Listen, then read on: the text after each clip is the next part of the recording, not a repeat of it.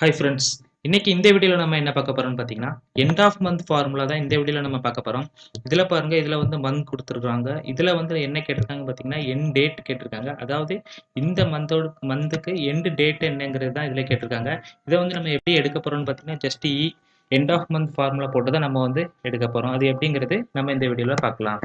Just நீங்கள் இதில் வந்து ஜஸ்ட் சீக்வல் கொடுங்க. சீக்வல் கொடுத்ததுக்கப்புறம் எண்ட் ஆஃப் மந்த் ஃபார்முலா போடுங்க. போட்டதுக்கப்புறம் ஸ்டார்ட் டேட் கேட்கும். அது வந்து இதை செலக்ட் பண்ணிக்கோங்க. செலக்ட் பண்ணதுக்கப்புறம் கமா கொடுங்க. அதில் வந்து மந்த் கேட்பாங்க. மந்த் வந்து நீங்கள் ஜஸ்ட் 0 கொடுத்து க்ளோஸ் ப்ராக்கெட் கொடுத்து என்டர் பண்ணுங்க. என்டர் பண்ணி அப்படியே ஃபுல்லாகவே நீங்கள் வந்து ட்ராக் பண்ணி கண்ட்ரோல் டி கொடுத்துக்கோங்க. கண்ட்ரோல் டி கொடுத்ததுக்கப்புறம் தெரியும். இதில் பாருங்கள், அதாவது ஃபஸ்ட்டு மந்த்து அதோட எண்டு டேட்டு பார்த்தீங்கன்னா 31. ரெண்டாவது மந்த் அதாவது பிப்ரவரி வந்து என்ன எண்டு டேட் பார்த்தீங்கன்னா 28. அதே மாதிரி மூணாவது மந்த் பாருங்க, அதுல வந்து 31 இருக்கு. ஸோ 4th ஏப்ரல் பாருங்க, இதுல வந்து 30 ஏப்ரல் தான் லாஸ்ட் டேட்டு. ஸோ இந்த மாதிரி end of month date formula use பண்ணி நீங்க இந்த மாதிரி செக் பண்ணிக்கலாம். தேங்க்யூ ஃப்ரெண்ட்ஸ், தேங்க்யூ ஃபார் வாட்சிங்.